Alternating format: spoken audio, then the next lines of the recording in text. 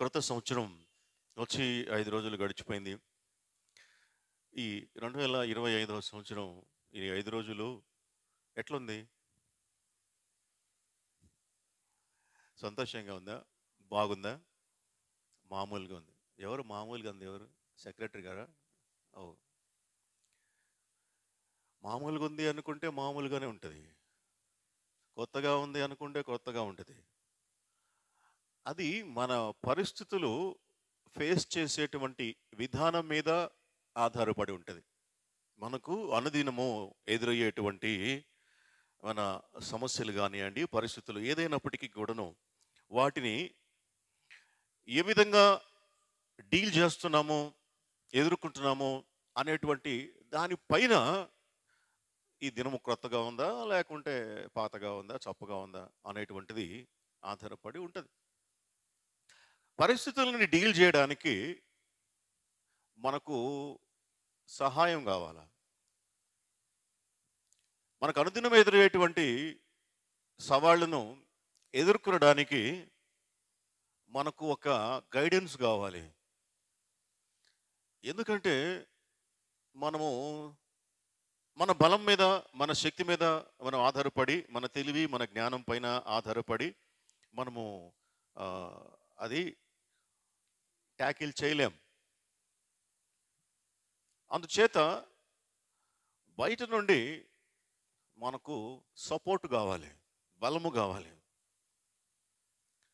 పోయిన సంవత్సరంలాగా ఈ సంవత్సరం ఉండదు.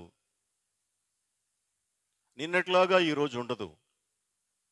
నిన్నటి కంటే బాగుండొచ్చు, నిన్నటి కంటే ఇంకా ఇబ్బందికరంగా కూడా ఉండొచ్చు.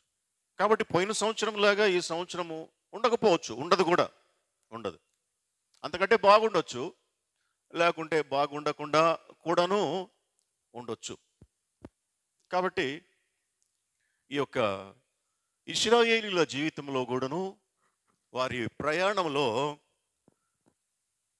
క్రొత్త సంగతులు, కొత్త స్థలాలు వాళ్ళు చూసుకుంటూ దాటుకుంటూ ఇక్కడ దాకా వచ్చారు. మనం చదువుకున్నామే యెహోషువ గ్రంథం 1వ అధ్యాయం 9 వచనాలు చదువుకున్నాం. అక్కడ దాకా వచ్చారు. అప్పటిదాకా వారు ఎదుర్కొన్నటువంటి పరిస్థితులు వేరుగా ఉన్నాయి. ఎందుకంటే అప్పటిదాకా మోషే జీవించి ఉన్నాడు. అయితే ఆ తర్వాత ఇప్పుడు మనం చదువుకున్నటువంటి వాక్య భాగం సందర్భం వచ్చేటప్పటికి మోషే లేడు, చనిపోయినాడు. కాబట్టి అప్పటి నుంచి వారి జీవితంలో కొంచెం క్రొత్తదనము, క్రొత్త పరిస్థితులు వచ్చినాయి. క్రొత్త నాయకత్వం, కొత్త ప్రయాణం, క్రొత్త దినాలు.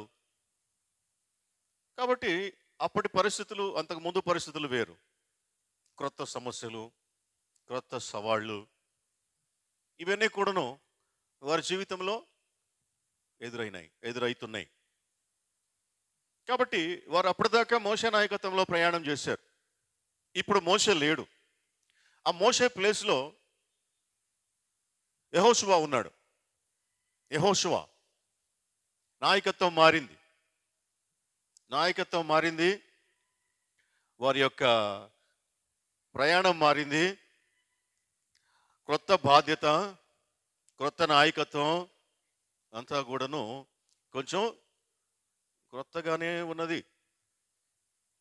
కాబట్టి వారి జీవితంలో యోర్దాను నది దాటేటువంటి సందర్భం కొంచెం ఇబ్బందికరమైనటువంటి పరిస్థితులు వారి జీవితంలో ఎదుర్కోవాల్సి వస్తుంది. అందుకే ఇక్కడ దేవుడు చాలా క్లియర్గా మాట్లాడుతూ ఉన్నాడు. యెహోవా సేవకుడైన మోషే మృతి నొందిన తర్వాత యెహోవా నూను కుమారుడును మోషే పరిచారకుడును అయిన యెహోషువకు ఇలాగున సెలవిచ్చెను. దేవుడు మాట్లాడాలి, దేవుడు నడిపించాలి, దేవుడు బలపరిస్తేనే వారి ప్రయాణం ముందుకు సాగుతుంది. అందుకే మోషే చనిపోయిన తర్వాత దేవుడు యెహోషువ తోటి మాట్లాడుతూ ఉన్నాడు. వారి ప్రయాణం గురించి, వారి ముందుకు సాగడం గురించి, మన జీవితం గురించి, మన ప్రయాణం గురించి, మనం ముందుకు సాగడం గురించి కూడా దేవుడు మాట్లాడాలి. దేవుడు మాట్లాడితే, దేవుడు బలపరిస్తే, దేవుడు మనల్ని ముందుకు నెడితే, ధైర్యపరిస్తే మనం ముందుకు వెళ్ళగలము. లేకుంటే ముందుకు వెళ్ళలేం. 40 సంవత్సరాలు పట్టింది ఇశ్రాయేలీయులకు కానాను అనేటువంటి ప్రదేశం చేరడానికి ఐగుప్తు నుండి. అది దేవుని యొక్క సన్నిధి తోడుగా ఉంటే. ఒకవేళ దేవుని సన్నిధి లేకుండా ఉంటే అసలు వారు ఐగుప్తు నుండి బయలుదేరేవారే కాదు. వారు అక్కడ నుంచి స్థాన భ్రంశం చెందేవారే కాదు. ఒక్క అడుగు కూడా ముందుకు వెళ్ళేవారు కాదు. కాబట్టి వారిని నడిపించింది, వారిని ముందుకు తీసుకెళ్ళింది కేవలం దేవుని యొక్క శక్తి. వారి యాత్ర అంతటిలో కూడాను వారిని ముందుకు తీసుకొని వెళ్తూ ఉన్నటువంటిది దేవుని యొక్క శక్తి. కాబట్టి పోయిన సంవత్సరం కంటే ఈ సంవత్సరం ఒకవేళ భిన్నమైనటువంటిదేమో, డిఫరెంట్గా ఉండబోతుందేమో కాదు, ఉంటుంది. ఎందుకంటే నిన్న ఉన్నట్టుగా ఈరోజు ఉండదు. ఒకవేళ ఈ సంవత్సరం మనకు బాధ్యతలు పెరగొచ్చు, మనకు ఒకవేళ బాధ్యతలు తరగొచ్చు, ఒకవేళ మనకు బలము పెరగొచ్చు, బలహీనం కావచ్చు, చెప్పలేం. మన పరిస్థితులు, ఆర్థిక పరిస్థితులు, కుటుంబ పరిస్థితులు మెరుగుపడవచ్చు, ఒకవేళ ఇంకా దిగజారొచ్చు కూడాను, చెప్పలేం. ఏది ఏమైనా కూడాను క్రొత్తదే. కొంత భిన్నత్వాన్ని మనం ఎదుర్కోవాలి, కొంత మనం క్రొత్తదనాన్ని ఎదుర్కోవాలి. కాబట్టి ఈ ఇశ్రాయేలీయులు ప్రయాణం చేసినటువంటి ఈ 40 సంవత్సరములు సుదీర్ఘమైనటువంటి ప్రయాణం. వారి యొక్క ప్రయాణం భారభరితమైనటువంటి ప్రయాణం. యెహోషువ ముందున్నటువంటి బాధ్యత 20 లక్షల మందిని ముందుకు, 20 లక్షల కంటే పైన ముందుకు నడిపించాల. భారభరితమైనటువంటి బాధ్యత. ప్రయాణము భారభరితమే, ఆయనకున్నటువంటి బాధ్యత భారభరితమైనటువంటిదే. పైగా క్రొత్త యెహోషువకి, అంటే మోషే స్థానం తీసుకొని వారిని నడిపించడం క్రొత్తనే ఆయనకి. మోషే ఎన్ని ఇబ్బందులు పడ్డాడో, ఎంత శ్రమ అనుభవించాడో చూశాడు ప్రక్క నుండి. ఆ స్థానంలో ఇప్పుడు ఈయన నిలబడి ఉన్నాడు, వారిని నడిపించేటువంటి స్థానంలో. ఆ బాధ్యత చాలా భారభరితమైనటువంటిది. కాబట్టి ముందున్నటువంటి రోజులు ఎలాగున్నవో అనేటువంటిది చింతన యెహోషువకు చాలా బాధించుంటాయి. అందుకే దేవుడు ఆయనతోటి మాట్లాడుతూ ఉన్నాడు. దేవుడు ఒకే మాటను 3 సార్లు రిపీట్ చేశాడు యెహోషువతోటి.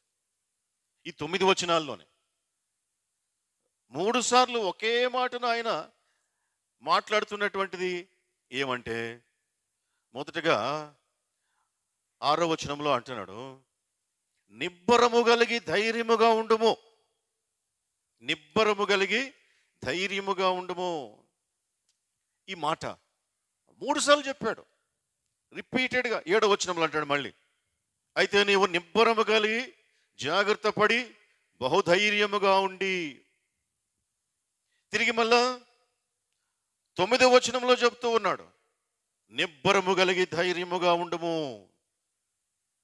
కాబట్టి ఈ మాట నిబ్బరము కలిగి ధైర్యముగా ఉండుము అనేటువంటి మాటను పదే పదే చెప్తున్నాడు. అంటే యెహోషువకు ఏం లేదు ఇక్కడ, నిబ్బరముగా లేడు, ధైర్యముగా లేడు. అందుకే దేవుడు ఆయనకు ఆ మాట పదే పదే చెప్తూ ఉన్నాడు, నిబ్బరము కలిగి ఉండు, ధైర్యముగా ఉండాలి నువ్వు అని చెప్పి ఈ 9 వచనాల్లోనే 3 సార్లు చెప్తూ ఉన్నాడు. మనకు కూడాను దేవుడు తన వాక్యం ద్వారా మాట్లాడుతూనే ఉంటాడు. మనం ఏ విషయంలో బలహీనతలో ఉన్నామో, ఎందులో మనము భయపడుతూ ఉన్నామో దేవునికి బాగా తెలుసు. అందుకే దేవుడు వాక్యం ద్వారా ఎప్పుడూ కూడాను మనం ఏ విషయంలో భయపడుతుంటామో ఆ విషయంలో రిపీటెడ్గా సెలవిస్తూ ఉంటాడు, పరిస్థితుల ద్వారా, వాక్యము ద్వారా, సేవకుల ద్వారా దేవుడు మాట్లాడుతూ ఉంటాడు. మాట్లాడేటువంటి దేవుడు కాబట్టి బలపరిచేటువంటి దేవుడు. నిబ్బరముగా ఉండాలి నువ్వు. నిబ్బరము అనేటువంటి మాటకు అర్థం ఏంటిది? నిబ్బరము అంటే అక్కడ మూల భాషలో రాయబడినటువంటి పదానికి అర్థం ఏమంటే బలంగా నిలబడడం. బలంగా నిలబడడం నిబ్బరము అంటే. స్ట్రాంగ్గా రెసిస్ట్ చేయడం ఇక్కడ నిలబడము అంటే. నువ్వు నిబ్బరంగా ఉండడం అంటే నువ్వు బలంగా నిలబడాల.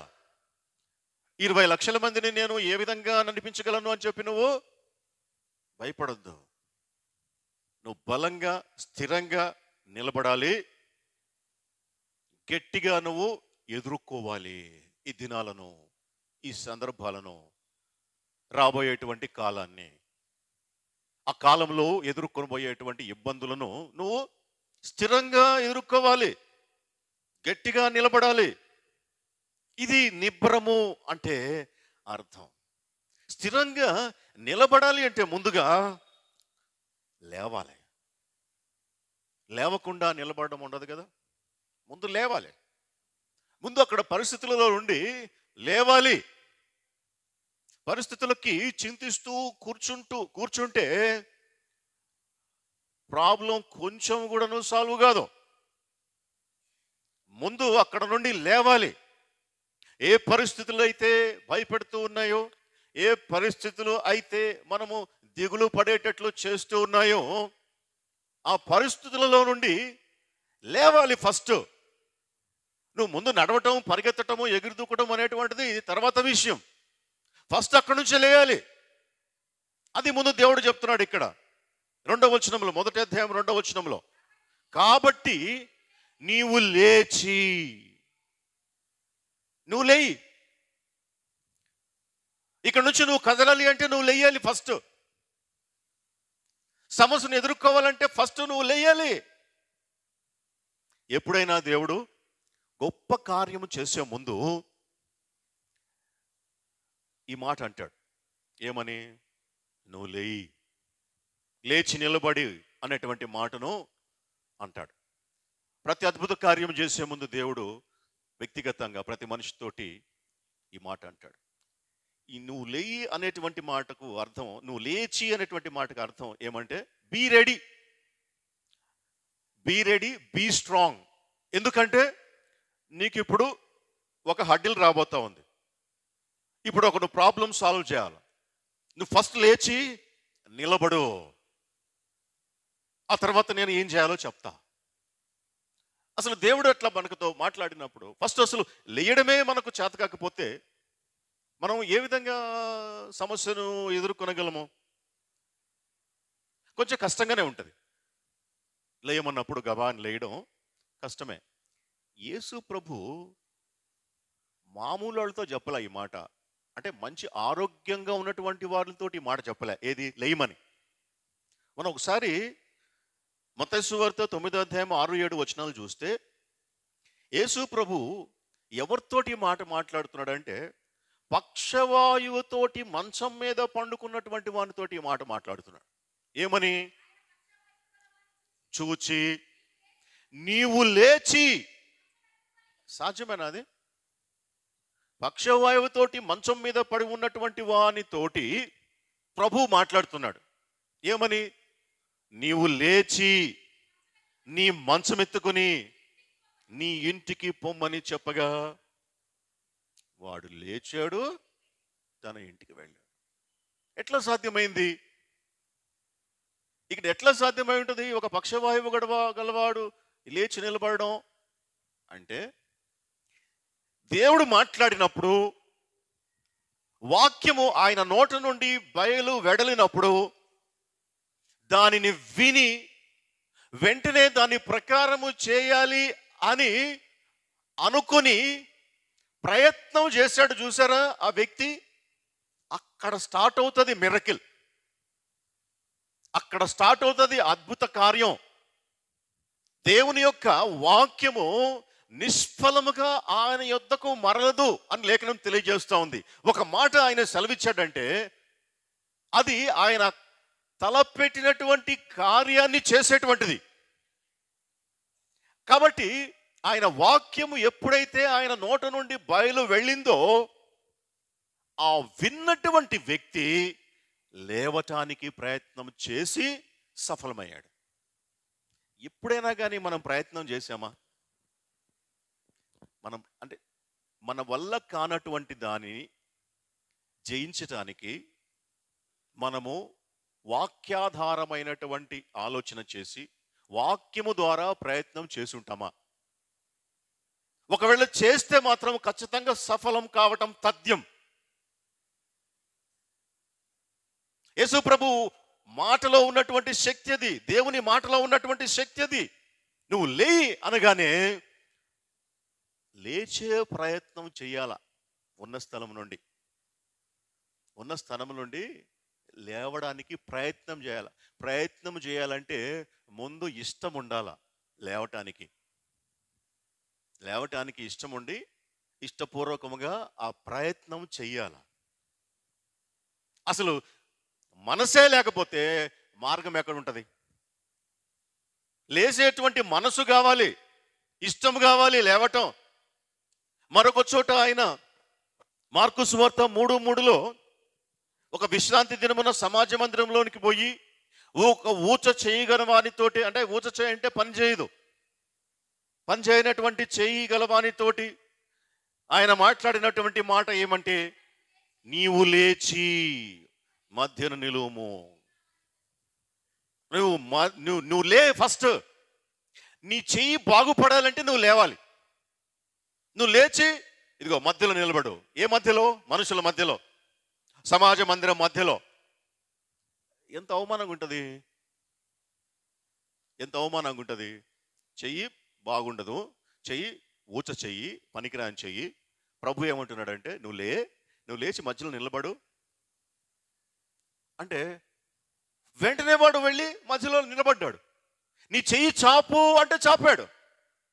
వెంటనే వాడి చెయ్యి బాగుపడ్డట్లుగా ఇక్కడ రాయబడింది. కారణం ఆయన మాటకు విధేయత చూపించడమే. ఆయన మాటకు విధేయత. దేవుడు మాట్లాడినప్పుడు, దేవుడు అంటే ఇష్టం ఉంటుంది, దేవుని సన్నిధి అంటే ఇష్టం ఉంటుంది. కానీ దేవుని మాట ప్రకారము చేయటానికి పెద్దగా ఇష్టం ఉండదు. అందుచేతనే కార్యం జరగటం లేదు. దేవుని మాట ప్రకారం చేయటానికి ఇష్టం ఉండదు. ఎందుకు ఇష్టం ఉండదు అంటే దేవుని మాట కంటే మనము కూర్చొని ఉన్నటువంటి స్థలం మీదనే మనకు ఎక్కువ ఇష్టం. అందుకే అక్కడే కూర్చోడానికి ప్రయత్నం చేస్తాం, లేవటానికి ప్రయత్నం చేయం.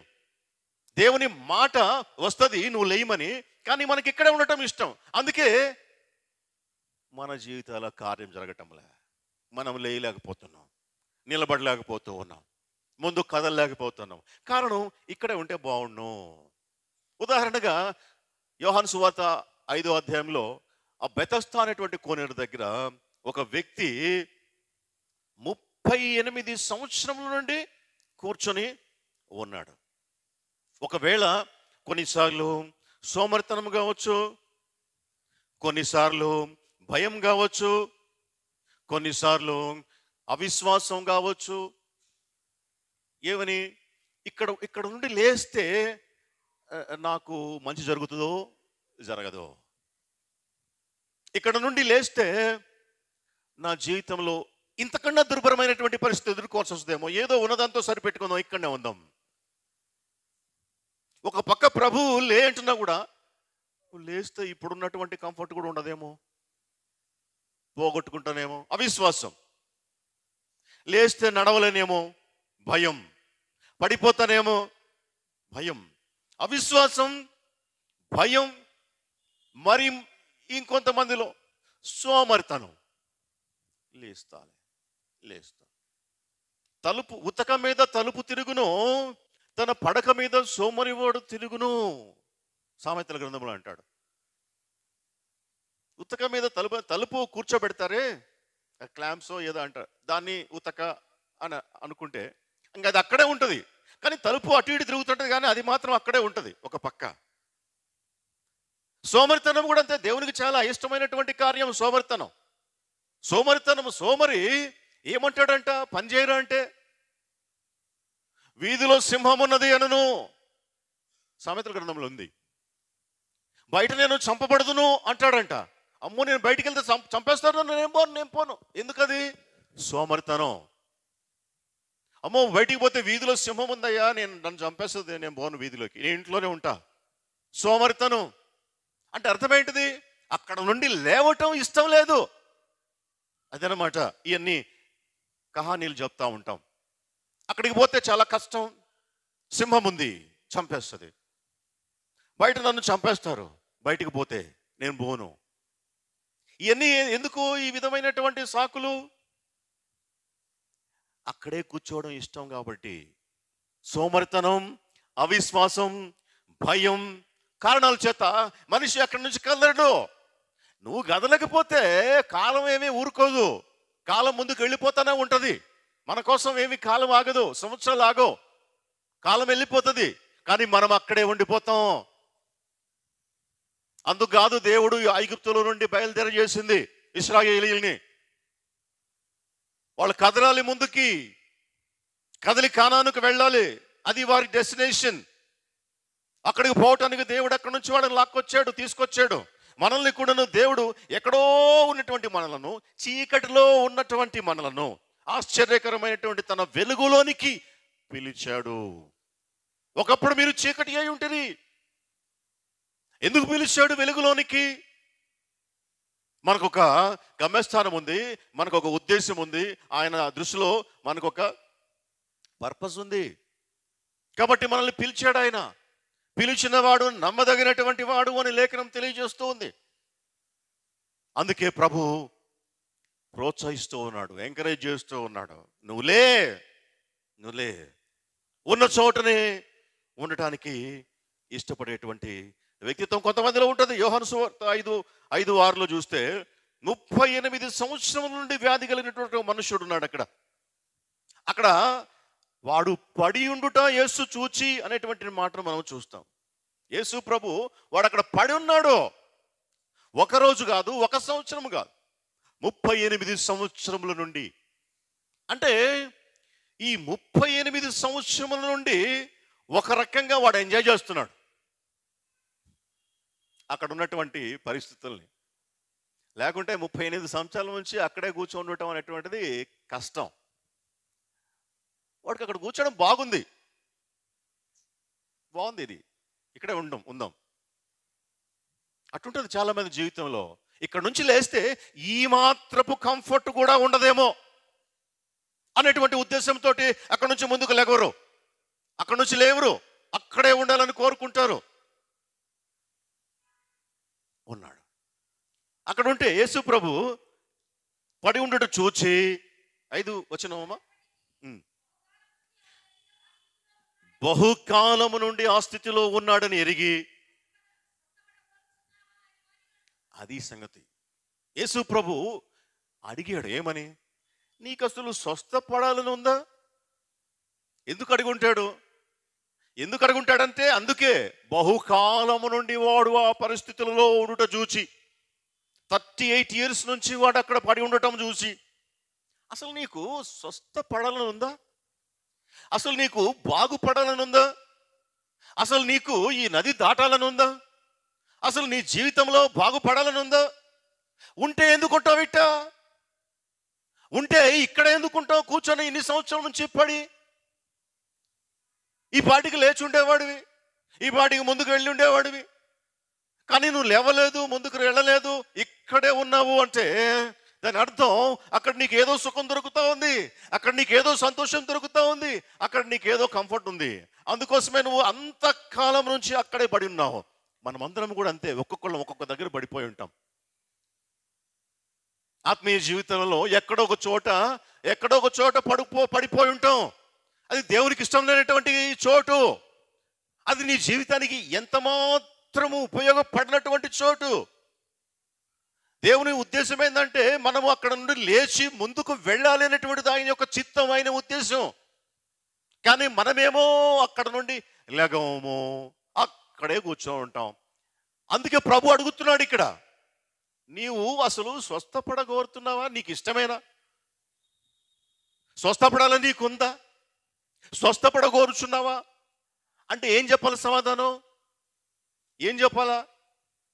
అవును ప్రభువా, నేను స్వస్థపడాలని ఇష్టపడుతున్నాను అని చెప్పాలి. అవును ప్రభువా అని చెప్పాలి. కానీ అతను ఏం చెప్పాడు ఒకసారి చూడండి. ఆ, ఉమ్, ఉమ్, ఉమ్.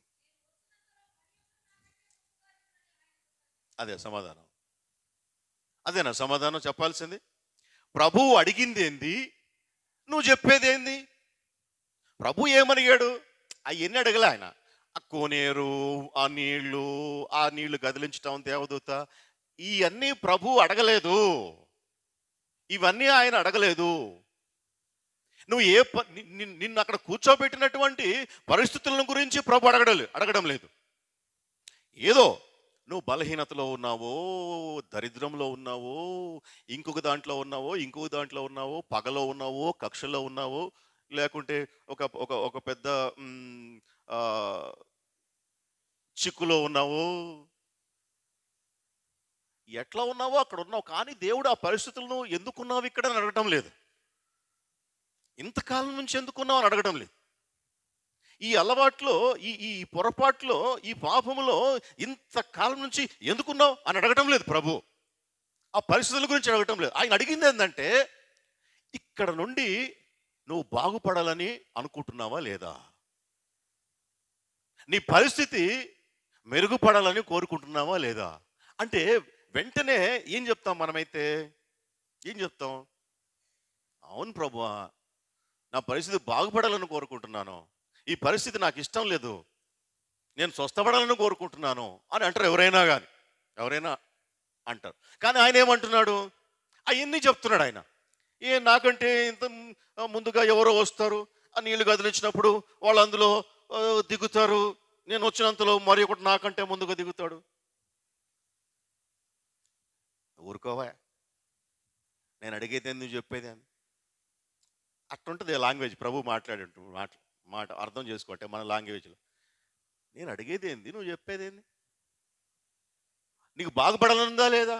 అది చెప్పకుండా నువ్వు ఏమేమి అంటున్నావు అని చెప్పి ప్రభు ఏమన్నాడు? నీవు లేచి నీ పరుపెత్తుకుని నడవమని వారితో చెప్పాను.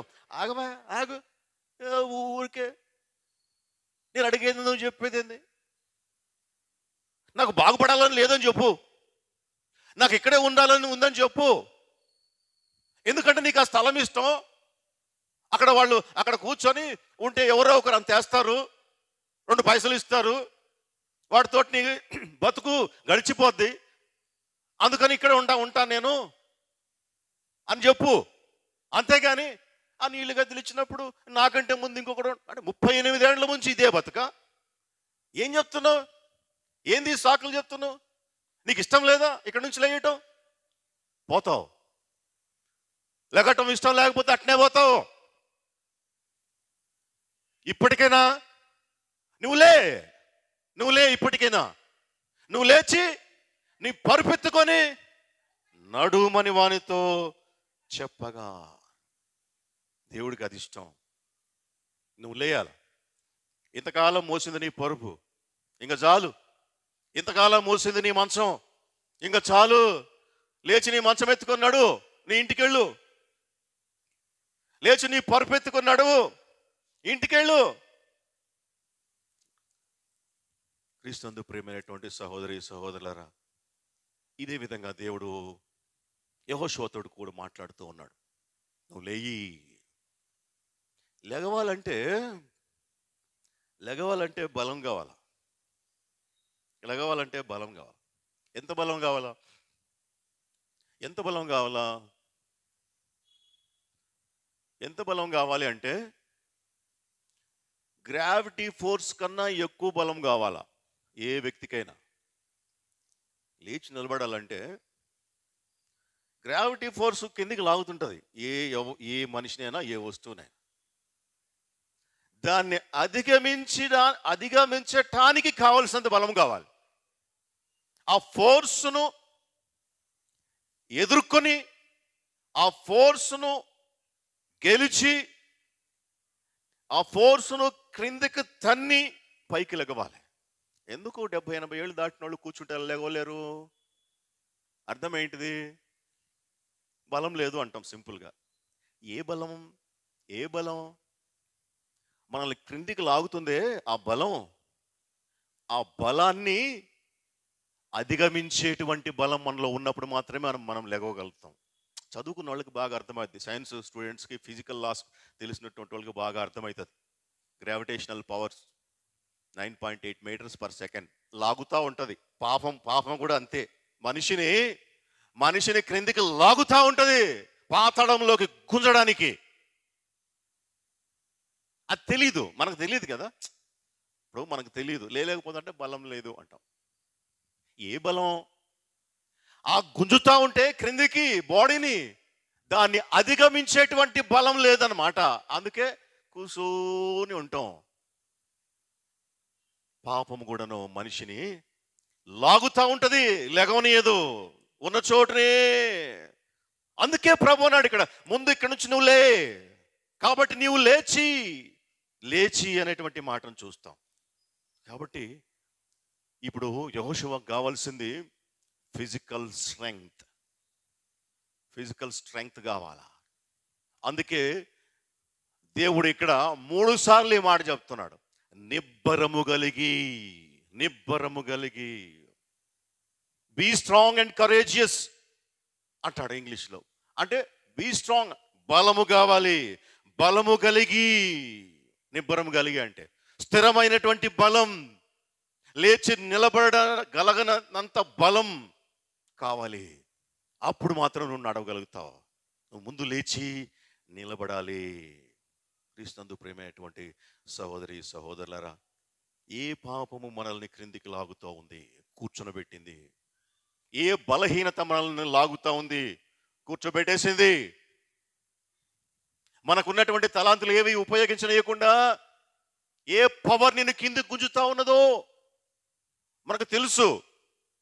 ప్రభు అంటున్నాడు, అందుకే దాన్ని అధిగమించు. బలం కావాలి. ఎవరిస్తారు బలం? బలం ఎట్లొస్తుంది? బలం ఎక్కడి నుండి వస్తుంది? ఎవరిస్తారు బలం? లేఖనంలో ఉన్నది. బలం ఎవరిస్తారంట? బలమిచ్చువాడు ఆయనే. కీర్తనల గ్రంథం 62:11, బలము తనది అని ఒకమారు దేవుడు సెలవిచ్చెను. బలము నాది. నువ్వు లేవటానికి కావలసినంత బలం నా దగ్గర ఉంది. నన్ను అడిగితే నేను ఇస్తా. బలం నా దగ్గర ఉంది. నీ సొంత బలము చేత, నీ సొంత శక్తి చేత నువ్వు లేవలేవు, నీ వల్ల కాదు. ఆ బలం నేను ఇస్తా. ఎందుకంటే నువ్వు లేస్తే కానీ నీ ప్రయాణం ముందు కదలడానికి లేదు. నీకు ఒక పెద్ద బాధ్యత ఉంది, భారం ఉంది. నీ వెనకాల 20 లక్షల మంది ప్రజలు ఉన్నారు. నువ్వు కూర్చొని ఉంటే వాళ్ళు ముందుకు ప్రయాణం సాగదు. నువ్వు ఇక్కడ కాదు ఉండాల్సింది.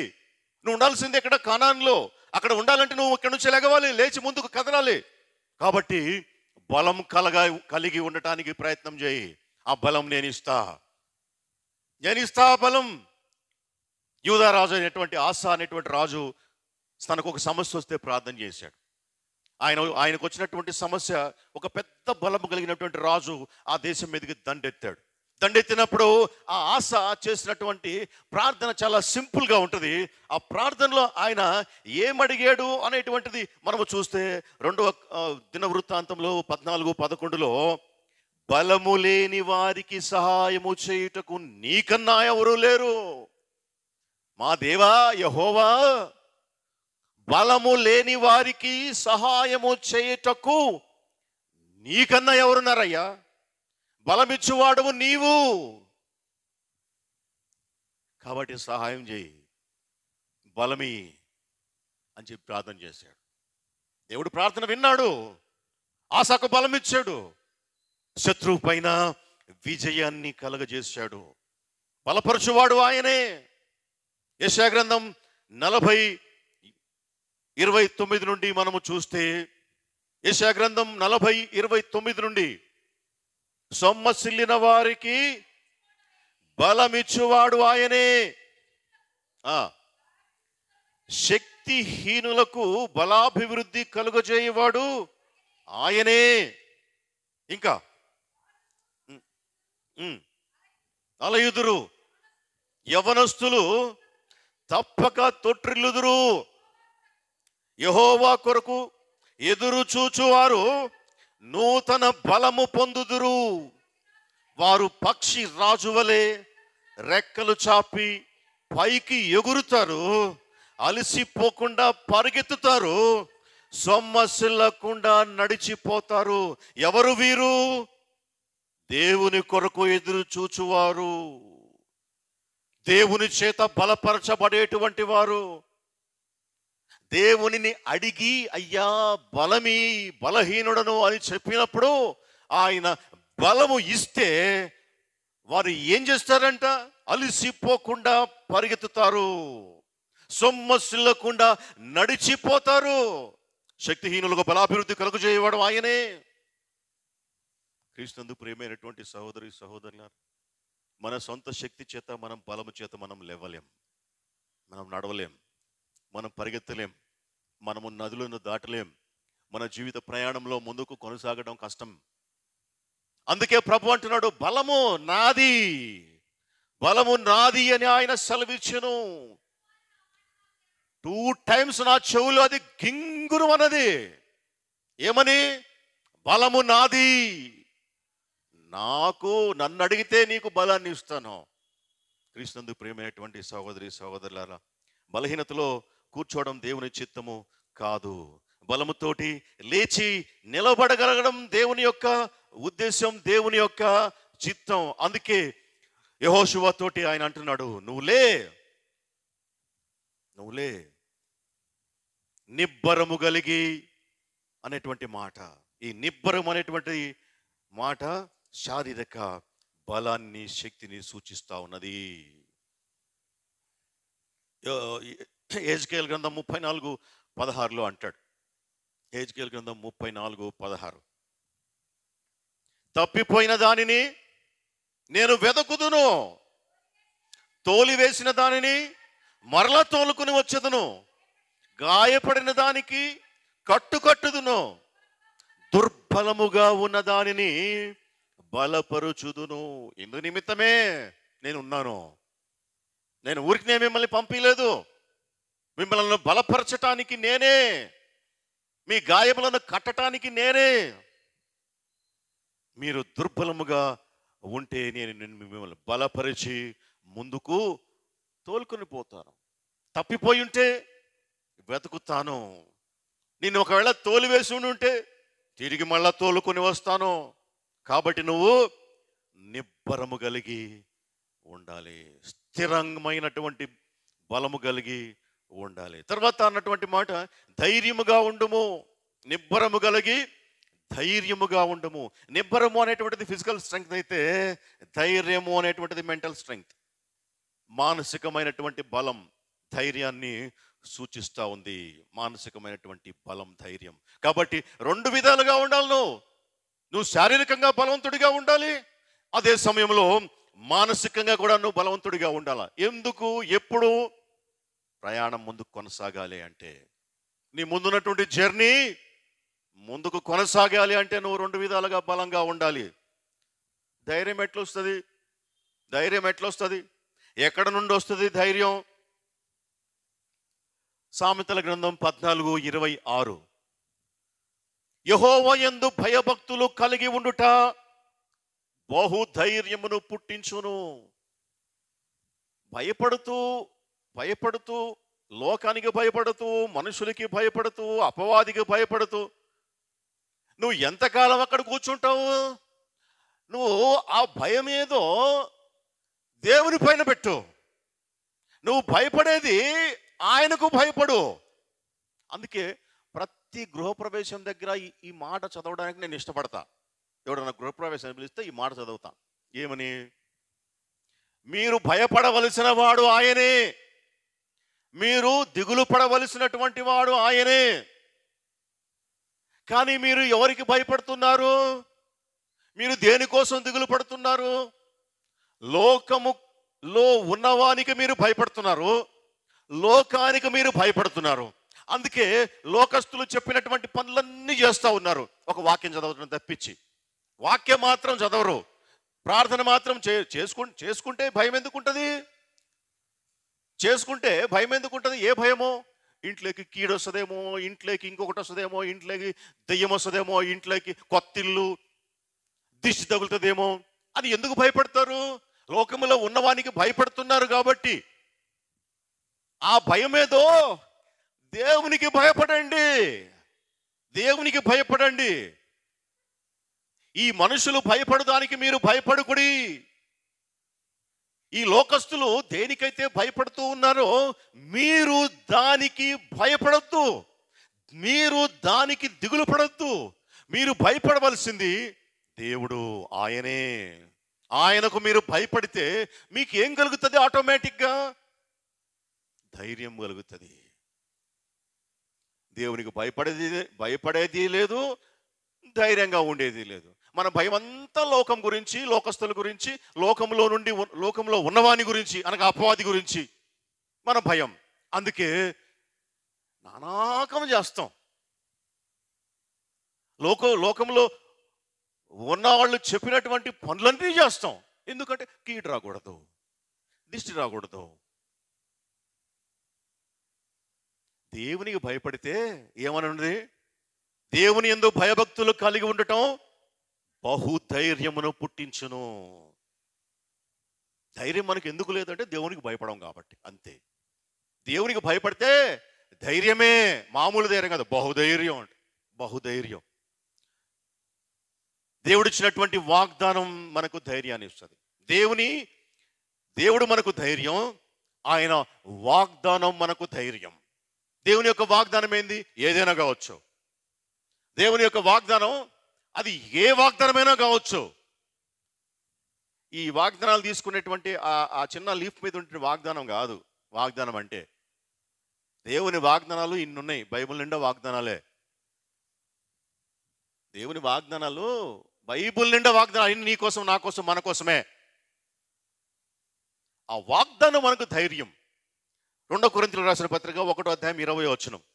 2 కొరింథీ 1:20. దేవుని వాగ్దానములు ఎన్ని అయినప్పటికీ కూడాను, అన్నీ కూడా ఇది చూడండి, దేవుని వాగ్దానాలు ఎన్నున్నప్పటికీ, 1000 ఉండని, 1,00,000 ఉండని, బైబుల్ నిండా ఉన్నాయి వాగ్దానాలు. అవి ఎవరి కోసం? ఎవరి కోసం? మన కోసం, నీ కోసం, నా కోసం, మన కోసం. అన్నీ మన కోసమే. ఆ లీఫ్ తీసుకుంటారే, అది ఒక ఆనవాయితీగా తీసుకుంటున్నారు, అంతే. అది తెలుసుకోవాలి మనం ఫస్ట్. అదేదో సెల్ఫ్ సాటిస్ఫాక్షన్ కోసం అదొక పద్ధతి పెట్టాము, ఆ పద్ధతిలో నడుస్తూ ఉంది, పోతుంది. అదొక పద్ధతి మాత్రమే. ఆ లీఫ్ ద్వారా దేవుడు మాట్లాడాడు. ఇక ఈ సంవత్సరం అరే దేవుడు వేల వాగ్దానాలు ఉన్నాయి మనకు. దేవుని వాగ్దానాలు, వాటన్నింటితో మాట్లాడ్డా? అదొక్కటేనా? దేవుని వాగ్దానం ధైర్యం ఎన్నుండని, 1000 ఉండని, క్రీస్తునందు ఎట్లున్నాయంట అవి? అవును అన్నట్లుగానే ఉన్నవి. అవును అన్నట్లుగానే ఉన్నవి అన్నీ కూడాను.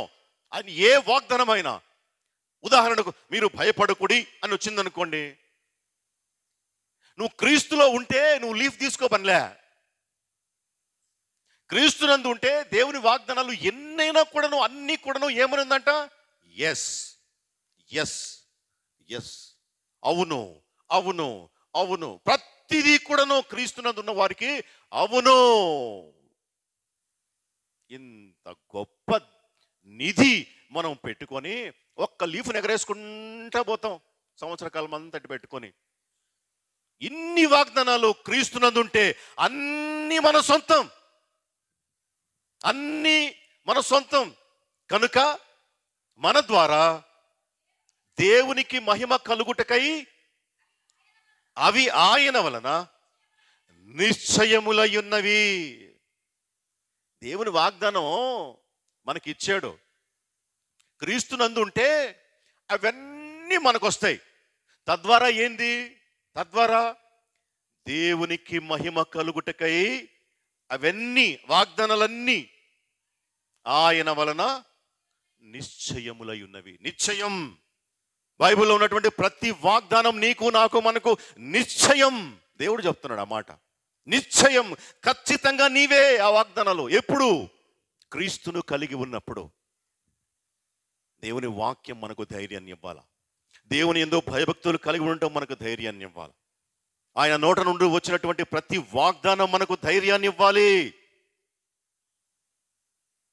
అంతేకాని ఈ లోకంలో నుండి వచ్చేటువంటి ధైర్యం కాదు అది. అది భయం. ఈ లోకస్తులు మనకు ఇచ్చేది భయాన్ని ఇస్తారు. దేవుడు మాత్రమే ధైర్యాన్ని ఇస్తాడు. ఆయన వాగ్దానం మాత్రమే ధైర్యాన్ని ఇస్తుంది. ఇది మానసికమైనటువంటి బలం. నువ్వు ముందు లెగవాలి, లేచి నడవాలి, శక్తి కలిగి ఉండాలి. రెండవది ధైర్యము కలిగి ఉండాలి. నిబ్బరము కలిగి ధైర్యముగా ఉండుము. చివరిది చెప్పేసుకొని మనము ముగించేసుకుందాం. ఏమంటున్నాడు దేవుడు? ఇంకా దిగులు పడకుము, జడియకుము. నీవు నడుచు మార్గమంతటిలో నీ దేవుడైన యెహోవా నీకు తోడయ్యుండును. దిగులు పడద్దు. అయ్యో లేచాను, ఇంకొక స్టెప్ వేస్తే పడిపోతానేమో, ఎదురుగా సముద్రం ఉంది, లేదా యోర్దాను నది ఉంది, ఆ నదిలో మునిగిపోతానేమో అని నువ్వు జడియొద్దు. నీ దేవుడైనటువంటి యెహోవా నీవు నడుచు మార్గం అంతటిలో నీకు తోడుగా ఉండును. ఇది స్పిరిచువల్ స్ట్రెంగ్త్ ఇచ్చేటువంటి మాట. ఒక వ్యక్తి ముందుకు కొనసాగాలి అంటే శారీరక బలం, ధైర్యం, మనోధైర్యం, మానసిక బలం, ఆత్మీయ బలం, ఈ మూడు కూడాను ఉండాలి. అప్పుడు మాత్రమే మనం ముందున్నటువంటి 2025ను దాటుకొని ముందుకు వెళ్ళగలుగుతాం. ఎన్నొస్తాయో సమస్యలు, ఎన్ని సముద్రాలు ఉన్నాయో, ఎన్ని నదులు ఉన్నాయో మన ముందు రేపు దాటాల్సినటువంటివి, ఎంత టెన్షన్ ఉందో ఏమో ఎవరికి తెలుసు. ఇవన్నీ కూడాను మనము ఎదుర్కొని ముందుకు కొనసాగాలి అంటే నిబ్బరము కలిగి ధైర్యంగా ముందుకు అడుగు వేయాలి. అప్పుడు ఏం చేశాడంటే ఆయన, నీవు నడుచు మార్గం అంతటిలో నీ దేవుడు నీకు తోడుగా ఉండి నడిపిస్తాడు. నమ్మితిని గనక, విశ్వసించితిని గనక మాట్లాడితిని అన్నాడు పౌలు. పౌలు ఊరికినే గొంతు చించుకొని అరవలేదు. పౌలు ఊరికినే ఉత్తరాలు సంఘాలకు రాయలేదు. ఆయన దేవుణ్ణి నమ్మాడు, విశ్వసించాడు. అందుకే ఆయన మాట్లాడుతున్నా అన్నాడు. నేను నమ్మాను కనుక నేను మాట్లాడుతున్నాను. నేను నమ్మిన వారిని నేను ఎరుగుదును. ఎవరిని నమ్మానో ఆయన నాకు తెలుసు, వ్యక్తిగతంగా తెలుసు. ఆయన శక్తి తెలుసు, ఆయన బలము తెలుసు, ఆయన క్యారెక్టర్ తెలుసు. ఆయనతో నాకు చాలా పరిచయం ఉంది. ఆయనతో నాకు చాలా దగ్గర సంబంధం ఉంది. అందుకే ఆయన చెప్పినటువంటి ప్రతి మాటను నేను నమ్మి విశ్వసించి దాని ప్రకారం చేస్తాను. ఆయన నాకెవరో తెలియనటువంటి వ్యక్తి కాదు, ఎవరో ఆయన పరిచయం లేనటువంటి అపరిచితుడు కాదు. ఆయన స్నేహితుడు, ఆయన ప్రభువు, ఆయన నా యజమాని. ఆయన నాకు బాగా తెలుసు. నేను నమ్మాను ఆయన్ని. నేను నమ్మిన వారిని నేను ఎరుగుదును, విశ్వసించితిని కనుక మాట్లాడితిని. ఎట్టొచ్చింది పౌలుకి ఈ ధైర్యం? క్రీస్తునందు ప్రియమైనటువంటి సహోదరి సహోదరులారా, ఆయన మాటలు జీవము కలిగినటువంటివి, బలము కలిగినటువంటివి, శక్తినిచ్చేటువంటివి. ఆయన మాట్లాడినప్పుడు ఆ మాటకు ఎంత పవర్ ఉందంటే చచ్చినవాడు సైతం లేచొచ్చాడు. మాట్లాడితే ప్రభు మాట్లాడాడు. లాజరు బయటికి రా అన్నాడు. ఎవరితోటి మాట్లాడాడు ప్రభు? చచ్చిపోయి 4 దినములైనటువంటి లాజరుతో మాట్లాడాడు. లాజరు బయటికి రా. ఎట్లొచ్చింది జీవం చచ్చిపోయినటువంటి వానిలోనికి? విన్నాడా లాజరు? చచ్చిపోయిన వాళ్ళు ఎవరన్నా వింటారా మాట్లాడితే? ఆయన మాటలో ఉన్నటువంటి జీవం, ఆయన జీవాధిపతి కదా, ఆయన సర్వశక్తిమంతుడు కదా, ఆయనకు అసాధ్యమైనటువంటిది ఏది లేదు కదా. ఆయన వాక్కులో ఉన్నటువంటి బలం, శక్తి అలాగునే పోయేసి సమాధిలో ఉన్నటువంటి లాజర్లను లేపుకొని తీసుకొని వచ్చింది. అటువంటి శక్తి కలిగినటువంటి మాట నీ చేతిలో నా చేతిలో పెట్టాడు ప్రభు. ఆ బలము కలిగినటువంటి మాట, ఆ వాక్యము నీకు నాకు ఇచ్చాడు. నీకు ఈ బుక్కు నిండా ఆయన మాటలే, ఆయన వాగ్దానాలే. ఎంత ధైర్యంగా ఉండాలి, ఎంత బలంగా ఉండాలి, ఎంత ధైర్యంగా ముందుకు వెళ్ళాలి. క్రీస్తునందు ప్రియమైనటువంటి సహోదరి సహోదరులారా, ఆయన బలపరచడానికి ఉన్నాడు, ఆయన నడిపించడానికి ఉన్నాడు, ఆయన దాటించడానికి ఉన్నాడు. గాయపడితే గాయాలు కడతాడు, బలహీనులైతే బలమిస్తాడు, సొమ్మసిల్లి అలసిపోతే సేద తీరుస్తాడు, తిరిగి ఆయన ముందుకు తీసుకొని పోతాడు. అందుకోసమే ఆయన లోకంలోనికి వచ్చాడు. వెళ్లే ముందు ఆయన మనకు వాగ్దానం చేశాడు, మీకోసం నేను ఆదరణకర్తను, పరిశుద్ధాత్మ దేవుణ్ణి పంపిస్తాను, నా ఆత్మను మీ మధ్యన ఉంచిపోతూ ఉన్నాను. కాబట్టి ఆయన ఆత్మ మన మధ్యన ఉన్నది. దేవుడు ఆత్మ అయి ఉన్నాడు. కాబట్టి ఆయన ఆత్మ చేత మనమందరము బలపరచబడాలి. మన ముందున్నటువంటి ఈ 2025 సంవత్సరమును దాటుకొని ముందుకు వెళ్ళి దేవుని పరిశుద్ధ నామాన్ని మహింపరచాలి. అందుకు గాను దేవుడిచ్చినటువంటి వాగ్దానాలు, దేవుని వాక్యాలన్నీ కూడా మనకు తోడై బలపరిచి నడిపించును గాక. ఆమేన్. ప్రార్థన చేసుకుందాం.